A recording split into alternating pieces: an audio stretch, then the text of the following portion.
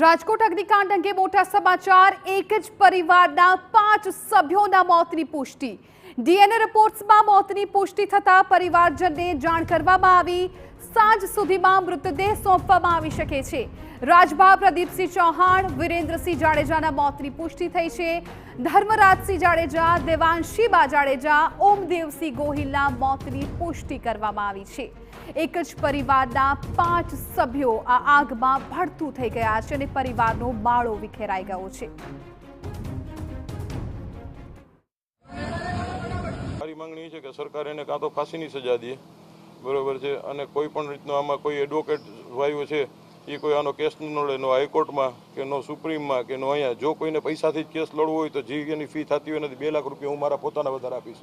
બીજું મારે કોઈ સરકારી સહાય જોતી નથી। મીડિયાની હાજરીમાં મને જે સરકારી સહાય મળશે, જેને જરૂરિયાત છે એનું આપી દઈશ। બીજું જો આ લોકો એક જાતની એને સજા પડી કે એ લોકોને ફાંસીની કે 100 કોઈ પણ એને સજા પડી, સજા પહેલાં જો એના જામીન મંજૂર થયા તો હું બધાને મારી નાખીશ। મારે આગળ પાછળ કાંઈ છે નહીં। હવે હતું એ મારું વયું ગયું છે। હવે આને તમે ધમકી સમજો તો છૂટશે। જો આ લોકો જામીન ઉપર છૂટ્યા એટલે હું એકને જીવતા નહીં। જેમ અમારા કોઈ પરિવારના ઓળખ પરેડ નથી થતી ને એમ આ કોઈની ઓળખ પરેડ હું નહીં થવા દઉં।